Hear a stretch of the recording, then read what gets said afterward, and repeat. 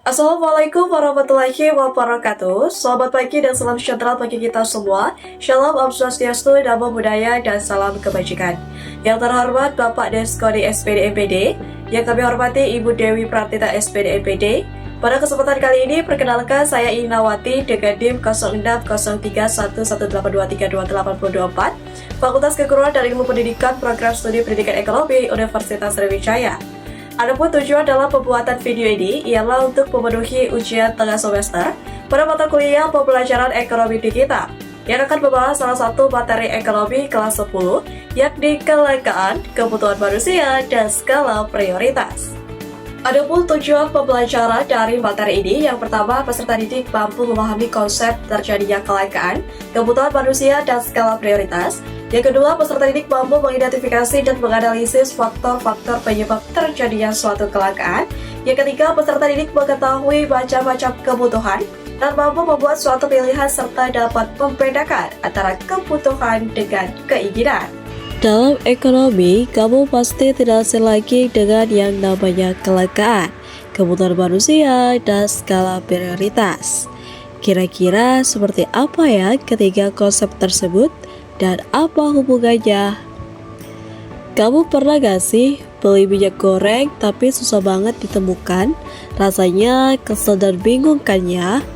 Kadang sampai gak jadi dipakai atau harus bayar lebih mahal. Mungkin kamu juga sempat bertanya-tanya kepada orang tua kenapa minyak goreng sampai saat ini jadi langka dan mahal. Nah, sebenarnya ada alasan penting di balik kondisi itu. Minyak goreng yang sulit didapatkan adalah salah satu contoh nyata dari konsep kelangkaan.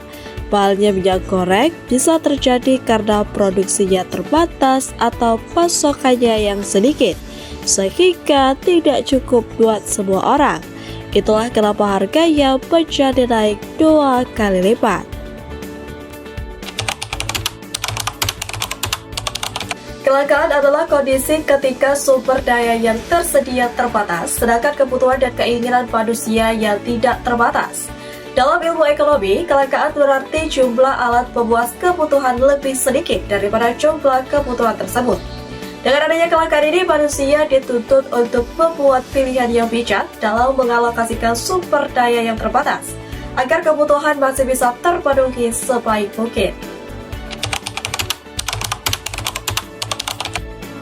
Kelangkaan sumber daya ekonomi dapat disebabkan oleh beberapa hal, di antaranya, yang pertama, perbedaan letak geografis. Indonesia yang terdiri dari ribuan pulau memiliki karakteristik wilayah yang berbeda-beda. Misalnya ada daerah dengan tanah subur dan ada juga yang kurang subur. Hal ini menyebabkan distribusi sumber daya menjadi tidak merata dan menyebabkan kelangkaan di beberapa wilayah tertentu.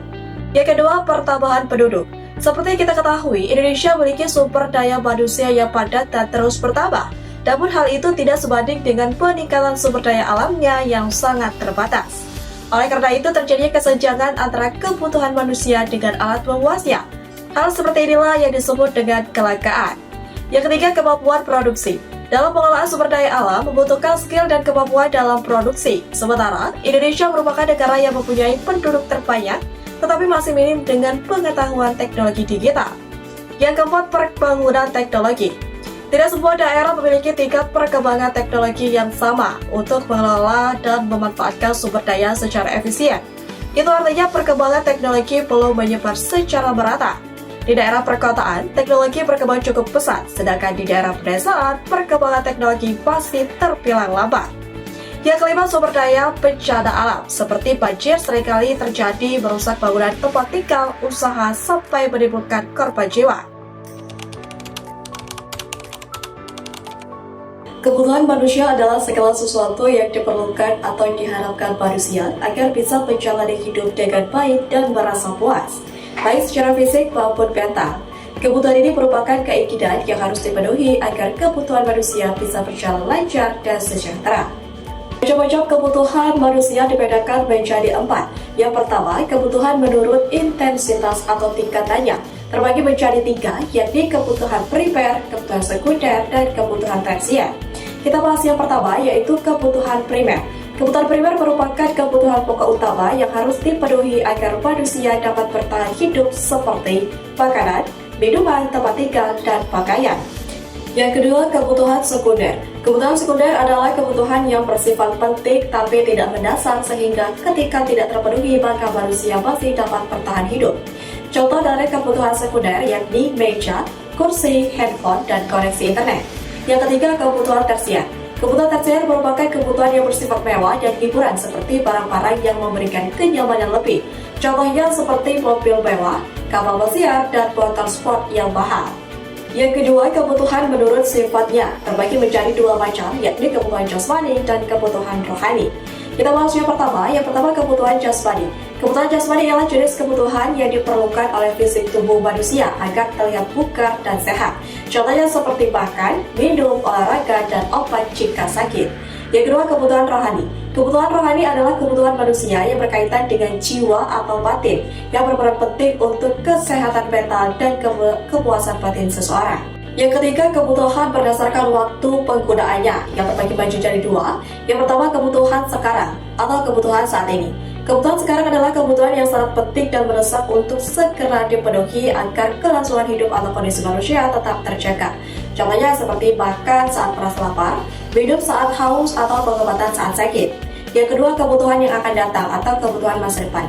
Yang mana kebutuhan yang akan datang adalah kebutuhan yang memenuhinya tidak harus dilakukan sekarang, tapi bisa ditunda di waktu yang akan datang. Contohnya adalah menabung untuk pendidikan, dana pensiun, atau persiapan liburan untuk masa depan. Contoh yang keempat yaitu kebutuhan menurut subjeknya yang terbagi menjadi dua, yakni kebutuhan individual dan kebutuhan kelompok.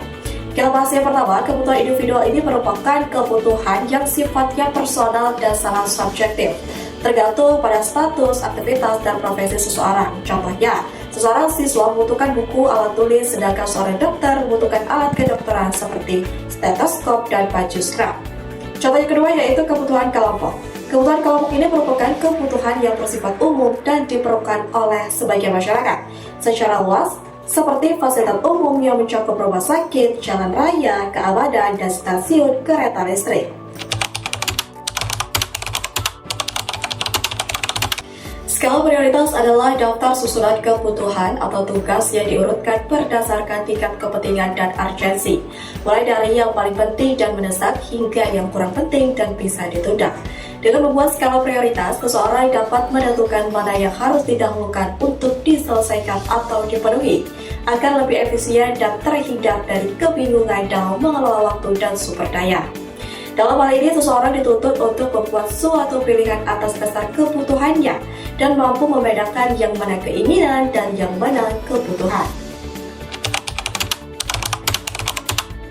Keinginan adalah hasrat atau dorongan untuk memiliki sesuatu yang tidak wajib dimiliki, sedangkan kebutuhan adalah sesuatu yang wajib dipenuhi untuk menjaga keberlangsungan hidup seseorang. Dalam menyusun skala prioritas kebutuhan, kita dapat menentukan terlebih dahulu sifat kebutuhannya. Berdasarkan urgensinya, kebutuhan dapat dibedakan menjadi 4 kuadran atau kategori tertentu. Yang pertama, penting dan mendesak. Yang kedua, penting tapi kurang mendesak. Yang ketiga, kurang penting namun mendesak. Dan yang terakhir, kurang penting dan kurang mendesak.